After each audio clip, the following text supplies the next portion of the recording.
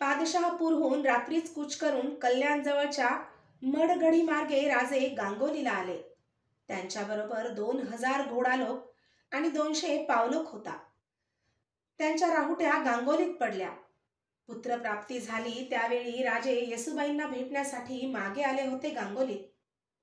संगती आलेल्या प्रल्हादपंतांशी राजांची पुढच्या हालचालीची वाड्याच्या सदरेवर बातचीत चालली होती.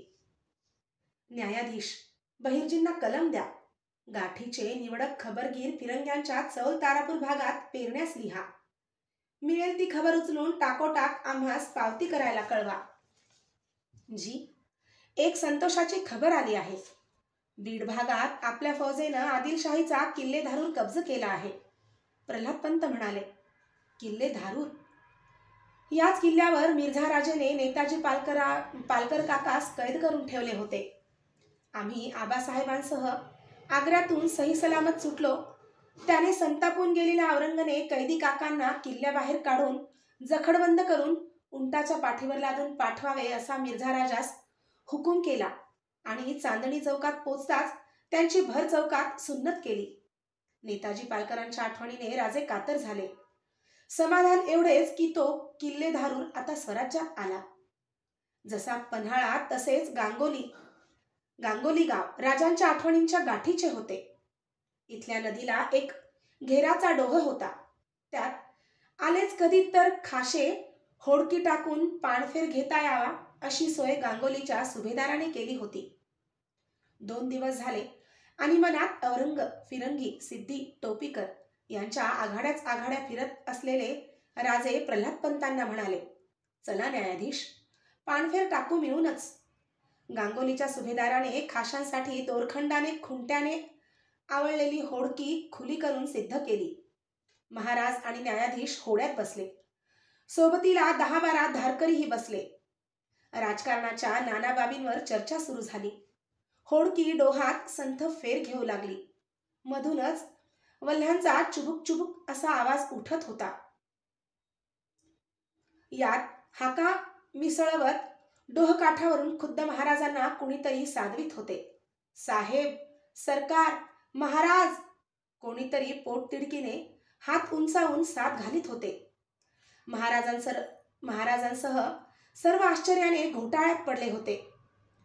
महाराजांचा हात इशारा पकडत होड्या सरसरत काठाकडे आल्या. महाराज भुईउतार झाले.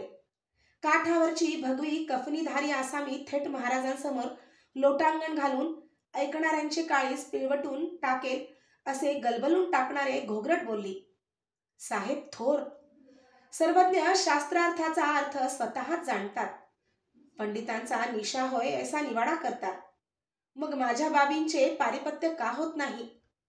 तो होता चिपळूणचा कृष्णाजी पंत, रायगडावर उपोषण धरलेला. सुमार व्हा बाबा, एकांती आहोत आम्ही, इथं बोला, साफ साफ बोला, काय सल आहे तुमचा? पारिपत्य करू आम्ही त्याचे. कृष्णाजी पंताने आपले चिपळूणचे देश कुलकर्णी खाशांच्या मसलती बैठकीचे असल्याचा फायदा घेऊन राहुजी सोमनाथांनी कसे गिळंकृत केले याची कलमकथा सांगितली. ती शांतपणे ऐकून घेतल्यावर महाराजांनी न्यायाधीशांना नजर दिली. महाराज कृष्णाजी म्हणतो ते सही आहे. थोरल्या महाराजांनी सुद्धा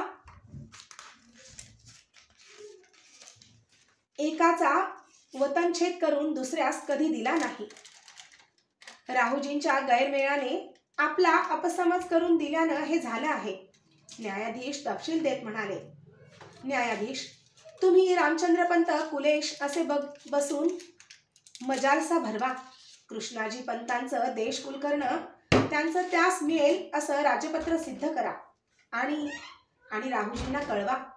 तुम्ही आबासाहेबांपासून सेवेत असता असा मनाचा हलका भाव कैसा दाखविला.